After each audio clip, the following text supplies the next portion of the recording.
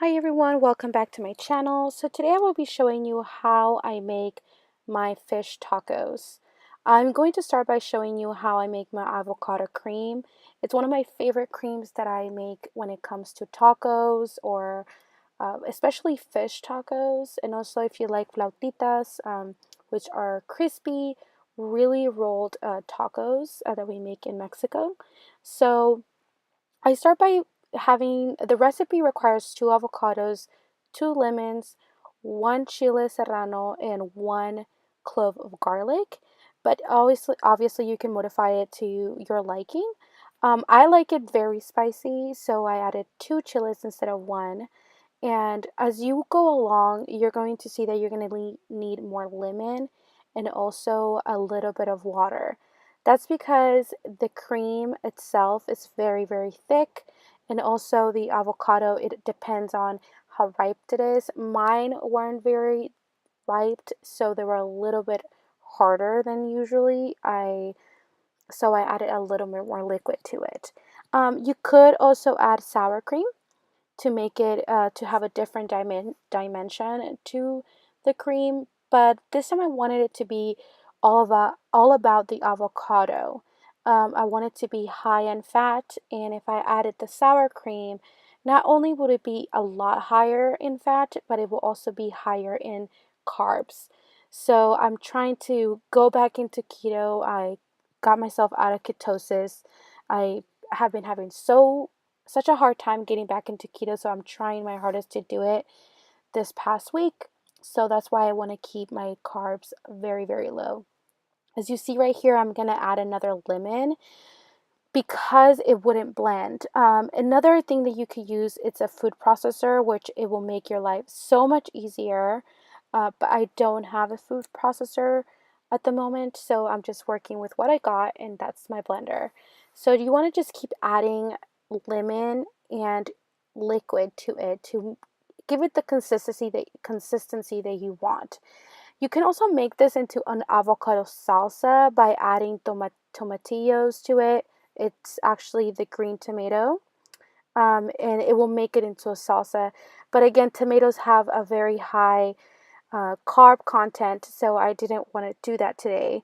Sometimes I do that if my husband wants the salsa instead of the cream, but this time I made the cream. It's just a lot tastier, and you're getting basically healthy fats into the diet. And obviously, when you're doing keto, the greater the fat and the healthier the fat, the better. And you just want to keep adding and mixing. Right now, I'm adding water to it.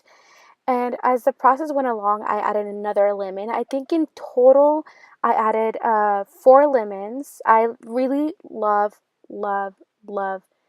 lemon. Like, it's one of my favorite things to add to anything. And I also added a little bit of salt and a little bit of pepper. I use pink Himalayan salt because it's actually better for you. It has a lot more health benefits for you than than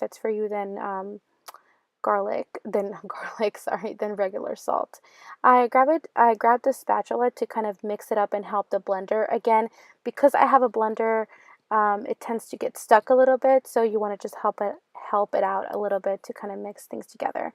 Once you have it to the consistency that you desire, you want to put it either in a plastic ramekin, or you want to put it in a glass ramekin, is what I did right now. And you want to put it right into the fridge. When you refrigerate this type of cream, it actually lets the flavors kind of combine together, and it gives it a richer flavor. This cream can actually last you up to 3 to 4 days depending on how much you use it and if how much you leave it outside. I typically, as soon as I use it, I put it back into the fridge, and it lasts me longer, and it doesn't lose the color. It doesn't lose the green color to it. As you can see right now, it's very beautiful. It's green, it's avocado, I don't know if it's a word, but it's creamy, and it's so good. I really recommend that you make it. Right now I'm going to start filleting the fish. I use tilapia. I love tilapia when it comes to making fish tacos, or even making ceviche. I use tilapia, I love tilapia. It is so good. And my daughter can have it, unfortunately, because she's allergic. But right here, I actually realized that I wasn't using the correct knife. I was using the meat knife, and I went to go get the fish knife, which is actually great if you have that. If you have the knife that is specifically for filleting fish, it makes it so much easier. It's much smoother. It's a little bit more sharp, so you want to just kind of be careful with it. But I try to be not wasteful, and I cut the thicker fillet in two pieces to have more. I just like doing this because it's less wasteful. When you get a thicker piece, I feel like you don't eat it as fast, or you just are wasting, basically. Well, that's the way I feel. So right now I am going to make the rub. I started by adding onion powder. I don't specifically like raw onions, so I prefer to use the powder instead of the vegetable itself. And then I added more salt, and pepper. I love adding pepper. Pepper is one of my favorite seasonings out there, I guess. I add pepper to everything. And I also added a little bit of garlic powder to it. Again, I do like natural garlic, but since I'm making the rub, it's just much easier. And I also added paprika. I wanted to give it a little more of a smoky flavor to it as well. And don't forget to wash your hands before you start grabbing the condiments. I use one hand to rub and one hand to hold the condiments because I don't want to have cross contamination. I do that to both sides. I don't think I added all the same stuff on the back. I think I left some stuff out just because I was in a rush. I was really hungry. My last meal was the day before at 5 o'clock, and this was like noon of the next day, and I was really hungry. Like I was starving. So I was kind of trying to help myself hurry up a little bit to get this thing done so I can eat. You want to do that to all the fillets. If you have time, I will recommend that you leave this for about 2 hours in the fridge to kind of let the flavors marinate. But yeah, so now I have 2 tablespoons of butter.